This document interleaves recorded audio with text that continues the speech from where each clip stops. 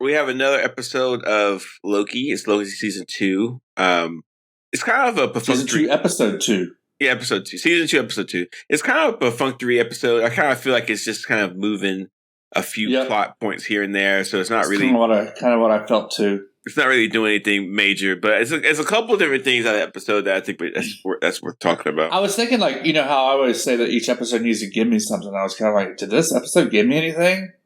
But then, yeah, I guess it does. I guess it satisfies its own little arc. Well, I mean, okay, so if you think about it, there's a few things here that needs to be addressed. So I can do a really quick recap.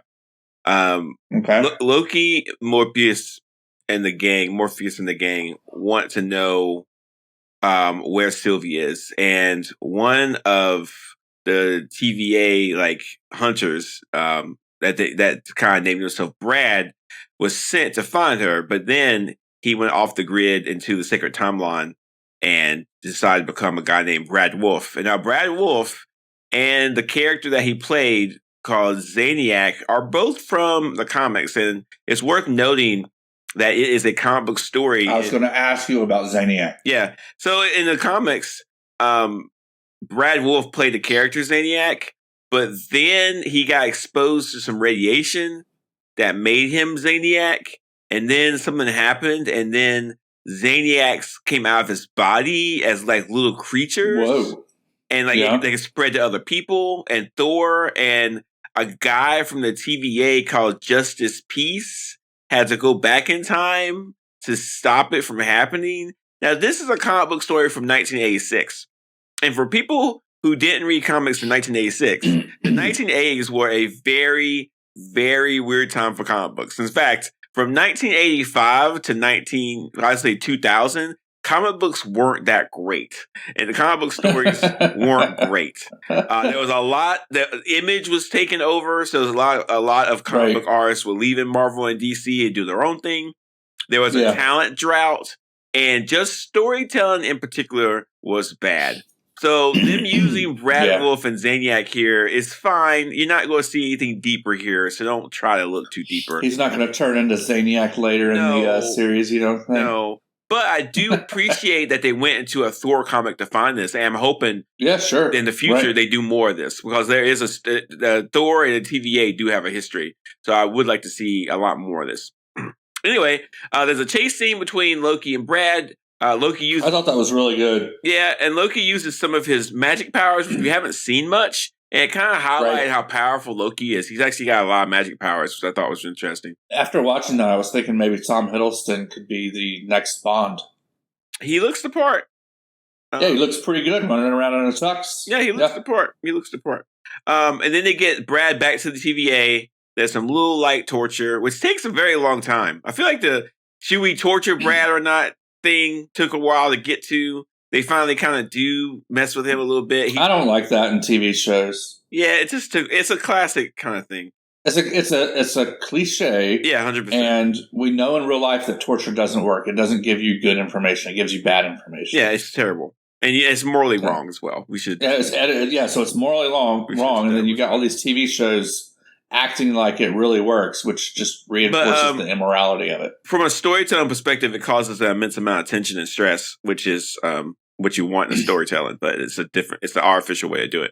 It's cheap. It's cheap. So anyway, they find out where Sylvie is, and Sylvie's been hanging out in 1986, I think, in some place in the middle. 83, I think was when she first got there. Does it matter? Yeah. She's in the middle of nowhere. So hey, it was a year after. It was the year that they solved the chicken nuggets problem. Was there a chicken nugget problem? Yeah, like when they first started out, the distribution just wasn't there. They weren't killing enough chickens. In 1983, they started killing enough chickens. Yeah. Well, they started making fake chicken meat. So. Okay. Yeah. They started sawing down enough trees to add filler to the chicken. That's about right. Sylvie's been living in somewhere in the Midwest, and she's working at McDonald's. Apparently the town that she's living in, I think it's like Broxton or something, in the comic books was where New Asgard was. That's interesting. That's a good detail, Mike. You got put that in the show notes. I didn't catch that. Nice job. I picked that up off of Mastodon. Oh, well, there you go. Good job. And New Asgard was something that's kind of a new thing. It's kind of came out in I think 2006 or 7. Long story with that. And then Sylvie and Loki have a weird thing. And the thing is, Sylvie's mad at Loki because Loki tried to stop her from killing He Who Remains. And it's kind of, I think Morpheus kind of talks about this. Mobius. Is it Mobius or Morpheus? It's Mobius. Mobius. Like Mobius strip? Yeah. And like, Loki and Sylvie aren't the same person, but they're the same, like, temporal person. They're like, twins from another timeline. No, they're actually we've had a long conversation about this. I don't want to do it again. They're the same person but different timelines. That's how we should look at it. Yeah, all right, whatever. This is the stupid part of Marvel's storytelling. So, Mike, let me try to explain this to you because I think I have 1,000 times. You have 2 timelines, okay? 2 timelines. I mean, I'll agree with you if. No, you didn't. All right, go ahead. In one timeline, the ice giants that created Loki, the ice giants' parents, one had an XX, and in the other timeline, one had an XY chromosome, and one had a female ice giant and one had a male ice giant. But they're both Loki because both of them were found by Odin and turned into an Asgardian. But in that case, they're not the same person. Because it's a different genetic combination, it's different mutations, so it's technically a different person. Yeah, but they're the same. But the universe identifies them as Loki. They're a child of the same parents. Yeah, so that's Loki. And then one universe, they just had that name picked out, and they didn't want to change it. So no, okay. But them being the same person. Okay. Would be if they both came from the sacred timeline, which is what we were told. But that's a lie, man. They do not both come from the sacred timeline. If they both came from the sacred timeline, they would both look like Tom Hiddleston. No, they're both from what's it called? They don't call it variant timelines. What do they call it now? I don't know. Branch. They're both from branches. They're from different branches, which means they can be different people. They're not actually the same person. They are, but it's they're the child of the same parents, but they're not the same person. Okay, so which one's the real Loki? Let's see how this works. I mean, they're both the real Loki. There you go. In their own timeline. But they're not the same person. They're in their just own a child timeline. Of the same parents. They are, but so it is a little creepy that they're like, romantically. Can you establish that in their own timeline they are Loki? Yeah, but they're more like brother and sister in the. When they come into a single timeline, they're more like brother and sister than anything else. They've kissed before. They have. I said that's weird, but they are more. It's not them doing that with themselves. It's like help me. It's like their brother and sister. I'm in a time loop. This is what we talked about last time. No, this is different because now we know that the sacred timeline was a lie. I'm in a time loop. I've been trapped in this time loop since the pandemic started. Okay. Their relationship is creepy. It's a little incestuous, but it's not the same person. Well, you know what, Mike? This is a great way to talk about this. From I teach my students this. It's all about making the viewers or the readers uncomfortable, right? And like it being a little creepy, it being a little weird makes it fun. And like no matter how like that weird incestuous thing that they got going on makes the story. But like how similar were their parents' gene pools? So like, is it incestuous or are the gene pools so far apart because they're from different timelines that it's okay? Their parents are ice giants, Mike. They're ice giants. Is it more like they're kissing giants? Cousins? We don't know. Because you got to wonder how much gene pool drift there's been across those timelines. We need to actually go to the library and study the genetic genomes of ice giants. They would have to go. They would have to go get like blood samples and a gene analysis to see if they are close enough or far enough away from each other to be romantically entwined. But there's also, from the different branches, there is an alligator Loki. There is a black Loki. How'd the alligator Loki happen? How'd the black Loki happen? I mean, that's pretty easy. Why does that make more sense to you than a woman Loki? I'm totally fine with the woman Loki. I'm just saying they're not the same person. Okay, well, we've established that I'm correct. Let's move on. And so, Sylvie, all right, if you're correct, how's there a black Loki? I don't know. Luck, and a crocodile Loki. Blessings from the Lord. I don't know. The sacred timeline is full of all black people. Just so that it's a whole thing. It's the sacred. That's the sacred one. Okay. Yeah, it's the super sacred one. So Brad reveals that there's a pruning taking place by Docs and some rogue hunters. And what they said they were doing in the first episode, they were not doing what who was it? Hunter B-15 and me were thinking is actually what was happening. They're pruning everything. So they go out, and they had enough manpower to do it because they were keeping it under control all that time. It never accelerated. It just, they paused for a little while, so there's a little bit of backlog. But the show actually said that they pruned 30% of the rogue prunings. And I want readers to kind of think about this. This is hard to understand, but when Loki series... I said manpower. I always mean to say person power. That's okay, person power. That's fine.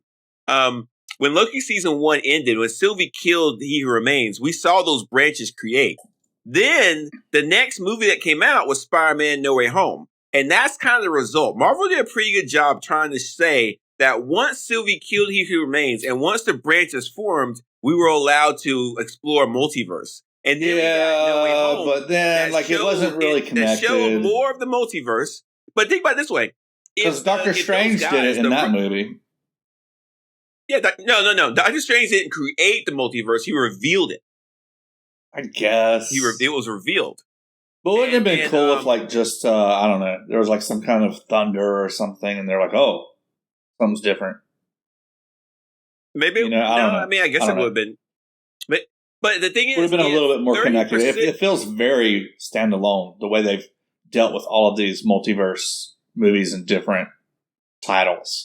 They haven't done it. They haven't done it in a way that's good. But and one thing they could have done is because they say that 30% of the multiverse was pruned. Right. Some of the multiverse universes for the MCU could have been pruned. Fingers crossed that the Secret Invasion multiverse was pruned. Well, that's in the Sacred Timeline. We don't know that. Okay, well, yeah. We don't know. I mean, it's not very sacred if that's on it. I think that's going to come up during the news you can't abuse a little bit. But anyway, it was a lot of pruning. A lot of lives were lost. And then Sylvie leaves. And that's kind of the end of the episode. So we get, it's very interesting. Oh, there's one thing we forgot. The door to the temporal loom is closed and it can't be opened because the temporal orb of the person who created it has to open. So that's the next and mission.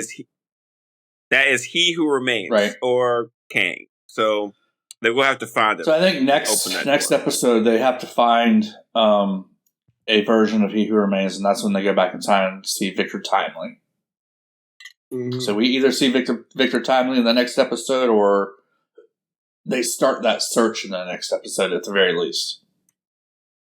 It's interesting because I thought the drama about where Sylvie was in the prunings would last a couple more episodes, but they kind of got rid of it pretty quick, which is good and bad. Because it's good because they wrapped that up, but it's bad because what we do. Well, Sylvie isn't totally back, right? No, she's back. She's not totally back, but they know where she is, so they can go get her if they want. Sylvie was very selfish when she killed He Who Remains. The only reason she killed him was because the hunters were chasing her. And now that the hunters stopped chasing her, she's like, well, I'm just going to eat McDonald's food and sit in the Midwest on top of my truck. She thought that she thought she was setting free will aloft. Yeah, but she didn't do it for that purpose. She did it for her own means. It was revenge plus that. Yeah, okay. Yeah. All right. So, Mike, what did you think of the episode? It was a little bit of a down episode. It didn't feel as good as the first one, but it was still pretty good. I definitely like the first half better than the second half for some reason. I don't know. What about you? For me, I think I liked the episode I like Sylvie being back. I think she's a great actress. I think it's fun to always see her. What's the actress' name again? IMDb. Because I had that open. Sophia De Martina. She's great. She's fantastic. Yeah. I think her and Tom Hiddleston have great chemistry. I think everybody in the set has great chemistry. I think the entire Loki set has great chemistry. I think everybody likes doing what they're doing. And I'm curious to see what they're going to do as far as some of the Loki stuff. Like, I like the fact that Lokis have this magical ability that they use. Like, I like to see entrances people and stuff like that. And I'm curious to see. Yeah, that was cool to see that. Yeah. It's kind of hard to keep all that stuff in your head. It's much easier to get information out of people than torturing them. Yeah, and like too, it's like we have to remember that Loki is a space alien from a different world, and it's like we always kind of forget like who he is. But again, it's I think the show could do well to help us remember exactly who he is and how he works, and how Sylvie works too. I think we can help with that. But it's a very perfunctory episode. There is one thing I want to talk about though. And this bothers me to no end. Last episode, I talked about how the MCU was abandoning their multiverse paradigm for time travel, but the pruning's happened. Right. So they actually did prune the multiverses. But I don't understand how, from a storytelling perspective, how can Loki travel through time if there's multiverses? This just doesn't make. I guess it's two different things, dude. It is two different things. And I guess they're trying to establish that time travel can occur. He's time traveling within that single multiverse. Yes, he's time traveling within that certain timeline. The sacred timeline. Well, no, because the TVA is outside of that. They've established. No, they aren't. Okay. Not. All right. Well, they've established that, but they were wrong, right? I don't know. They also said time travel within the TVA wasn't possible, and they were wrong. This is what bothers me. I'm having a really not fun time with some of the plot elements. You gotta get this right. Just decide the rules and let the characters play in the There's new rules, dude. There's new rules. Well, yeah, but if there are new rules, establish that there are new rules. Establish a new rules. You can't just change rules. They did. They told you time travel within the TVA isn't possible at the same time that they were seeing it. But so they're showing you that what we thought was true isn't actually true. But the writers in the MCU, so the TVA isn't outside of time; it's actually on one of the timelines. Yeah, but they're changing the rules to benefit their own storytelling devices. They're not doing it good because the old rules were stupid. That's fine, but they're not doing a good job explaining their rules. They're just not. It's sloppy, and it's going to cause problems. It's going to cause a lot of problems later. It really will.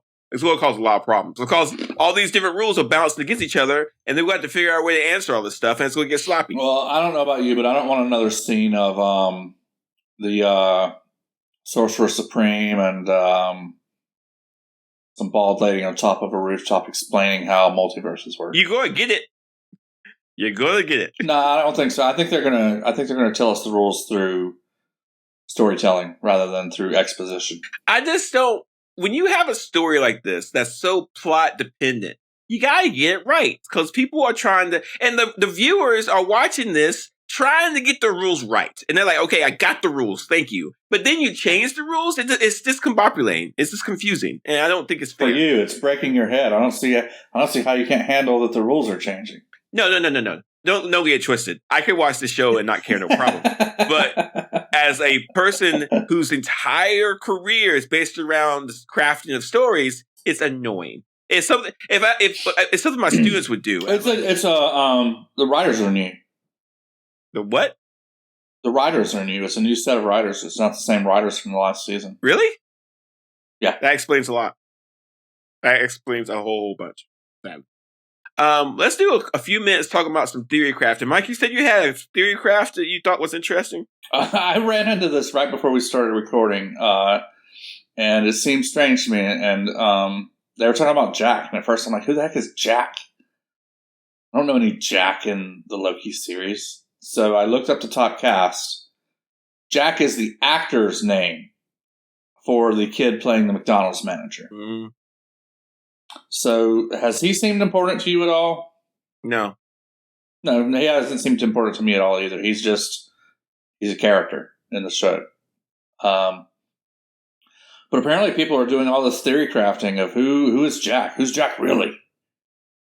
Some people think Jack is a young Mobius, which makes no sense whatsoever to me, I don't think. Maybe there's a slight similarity of looks there. And then other people are thinking, oh no, Jack moves in a very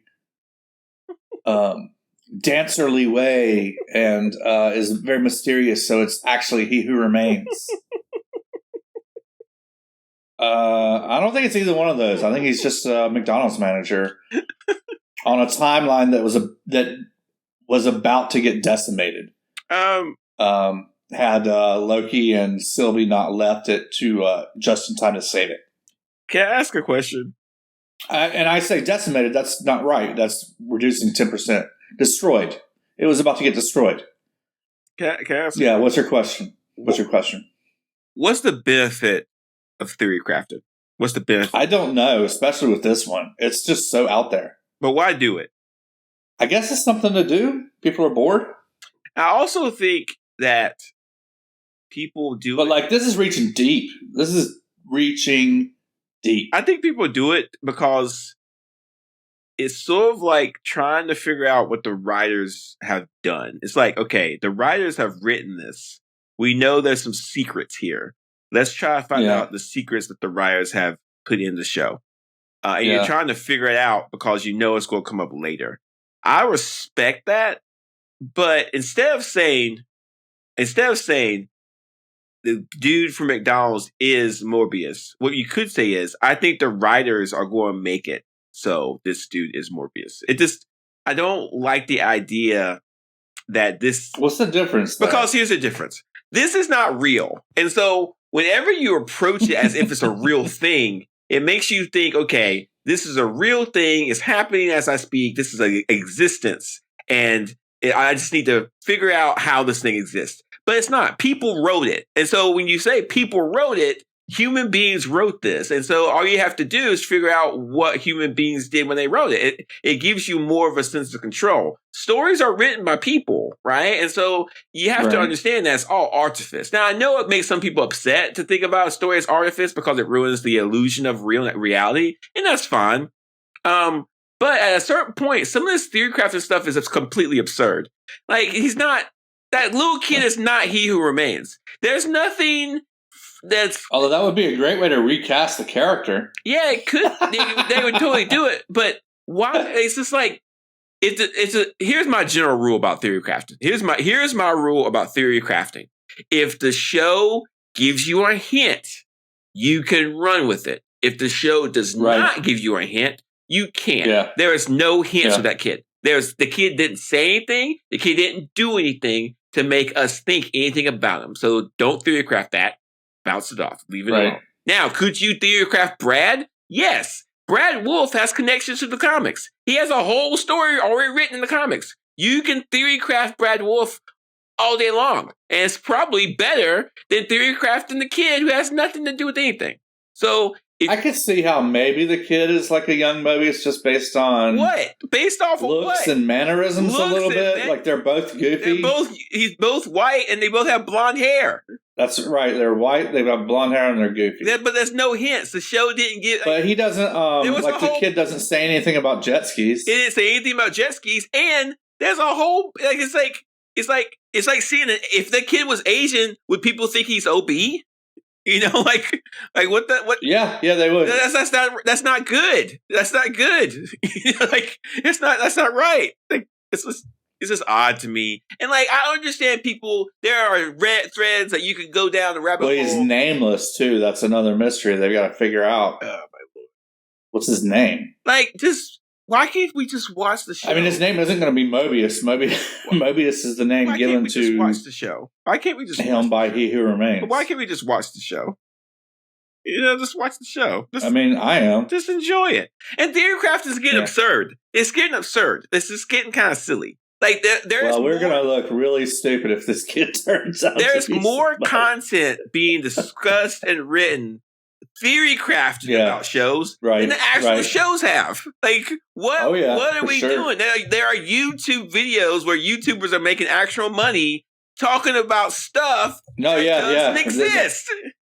There are YouTube videos on here about this kid. They talk about a bubble. You know what I'm saying? That's where so the person on Mastodon that was talking about it said they saw it on YouTube. Like it's and that YouTube stuff is definitely just the complete worst fake economy I've ever seen in my life. You telling me that you can get a camera and just talk about something that makes no sense, and then people pay you for it, or you can get YouTube to pay you just because you get ads? It's so silly. That bubble's going to burst.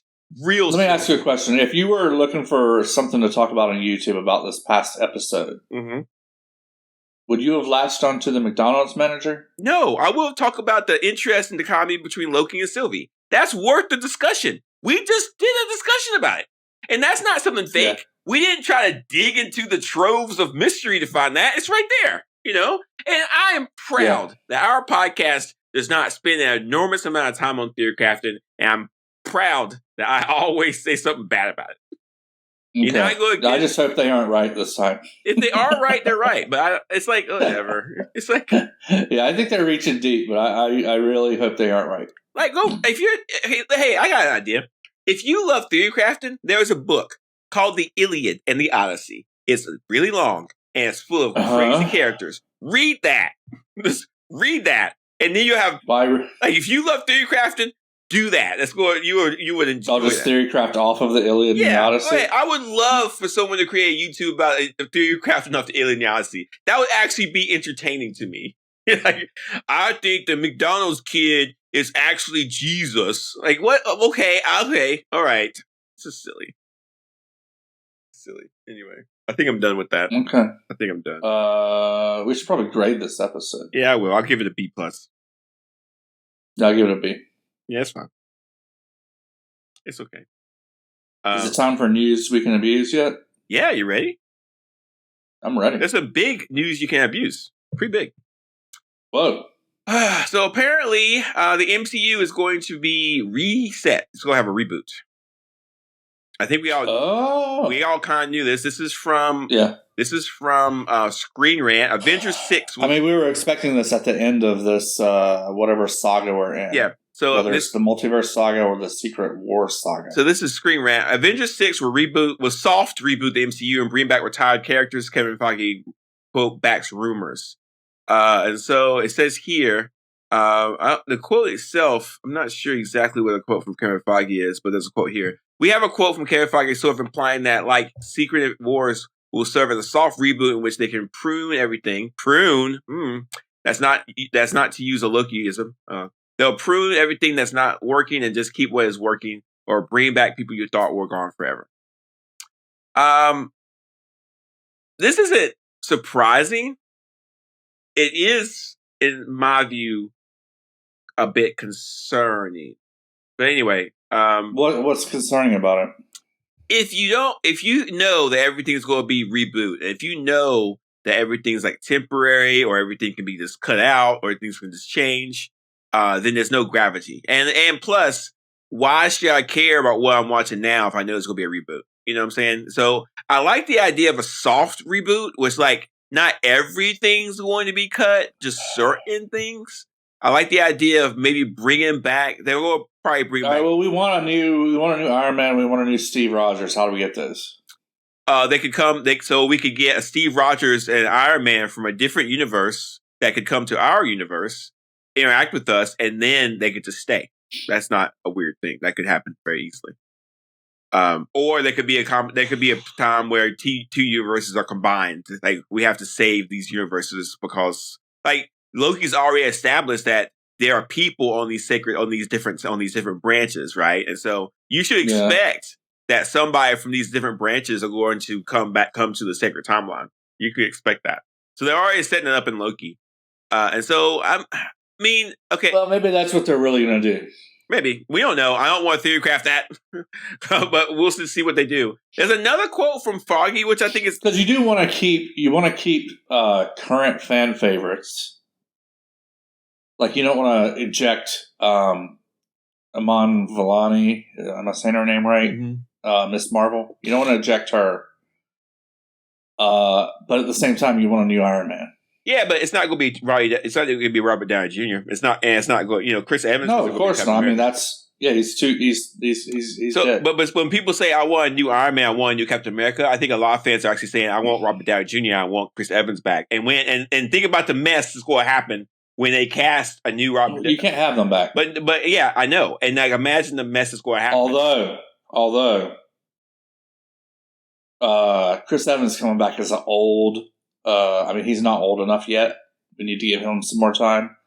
But him coming back as like an old Steve Rogers, Captain America, would be kind of badass. I mean, they can do whatever they want, but fans are not going to like whoever they whoever. But Robert Downey Jr. isn't coming back as Iron Man. No, but they're not. Fans aren't going to like anybody they cast as those characters. Like, so fans are going to say he doesn't look like Chris Evans. I don't like him. Well, people are always being born.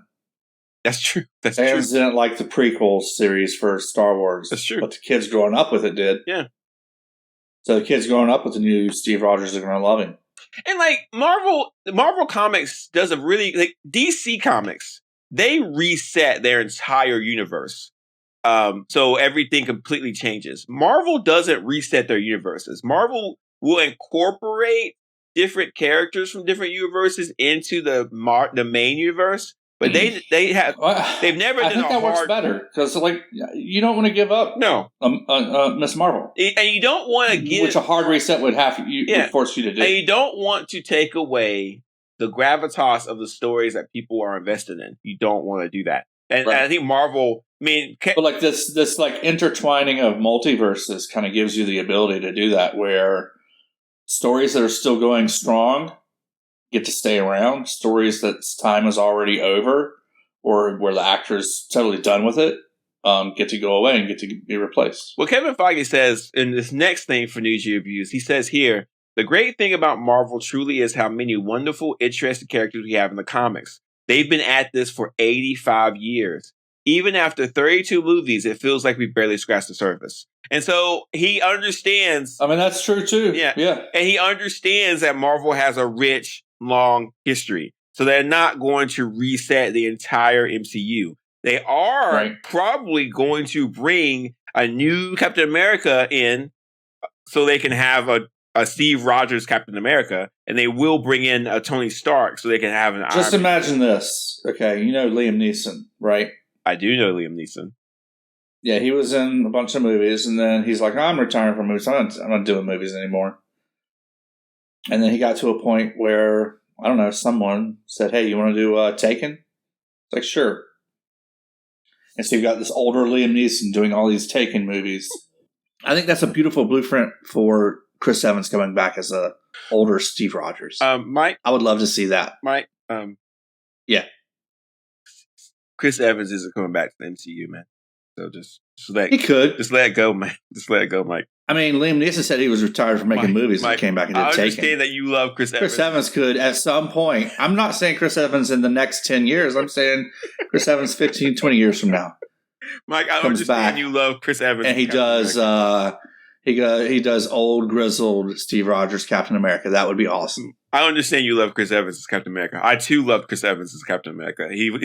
I'm not saying he was great. I'm not saying it's going to happen, but he's gone. I'm saying it would be awesome if it did happen. Mike is gone. He's gone, Mike. So just I don't like being the one to have to tell you this, but you're just going to have to let it go, man. You never know. I can see you sitting on your porch drinking a beer. Yeah, when we're retired and Chris Evans comes back as Captain America. I'll just say I told you so. But yeah, when we're retired. I'm just saying it would be awesome. It would be awesome. When I'm retired, I'm not going to talk about this anymore. If I'm still doing this podcast in 20 years, you will. If I'm still doing this podcast in 20 years, somebody take me and push me off a cliff. Okay, you will be. No. Can't stop. No, my wife and I were going to get some property in Wyoming, and we're going to retire out there. I'm going to read a bunch of books and write a bunch of books, and my wife's going to do whatever she wants to do, and that's it. Sure. Okay. I won't even have a computer. I'll throw my computer outside. Okay. This episode of Super Sideshow. All you need is a telephone, dude. This Super Sideshow episode is going to sound a little Frankensteinian because Mike's going to have to edit this like crazy. Yeah, it's going to be. This has probably ridiculous. been the worst recording we've ever done. So many technical difficulties during the recording of this. The worst recording we've ever done. So let's go ahead and wrap it up. I'm excited about next episode of Loki. I'm super stoked for it still. I'm curious to see what they're going to do at the next episode. And everything's open. Everything's wide open. So we're doing pretty good. So let's keep it going. Yeah, so that's it. So Mike, how can... It's good to be back. Yes. It's good to be back. It's good. And again, it's October 15th. By the time we wrap up Loki, we're going to be starting on the Marvels. So it's going to be great. That's right. Mike, how can people share this podcast with their friends and their families, or even people who aren't their friends, people they hate? Yeah, hit that share button. Share it with your friends and family, your dog, and put it on social media. You can do the same thing. Hit the share button. All your social apps will show up. Hit that. Talk about it on Mastodon, Threads, Instagram, whatever. Do all that. We would really appreciate it. Did you say your dog? Yeah. Do dogs listen to podcasts? Is that a thing? Dog podcasts? I'm sure there's dogs that listen to podcasts. Are there dog specific podcasts? We're about to corner that market. This podcast is specifically designed for your canines, ladies and gentlemen. Right. I wonder what that would be like. I guess like animal noises? Yeah, maybe like footsteps and door knocks, doorbell rings. Oh man! Yeah, I saw this interesting video of this good dog. Boy. Lots of good boys and good girls, or good dogs. There was this video of this dog who was born without hind legs, and they created one of those wheelchairs for dogs. Yeah. How does it does his forelegs hurt after a while because it has to stand up that long? Or at some point does he just I don't think they care. Yeah. I had a dog that had to have one of its legs amputated, and once all the badness of that's over, she didn't care. Oh, what a good dog! She just loved being a dog. Man, I love dogs. I don't have one, but I love them. You have a dog? No. Did she get a dog? Yeah, maybe. Yeah. Okay. All right. Next episode, Loki season 2. More Loki episode 3.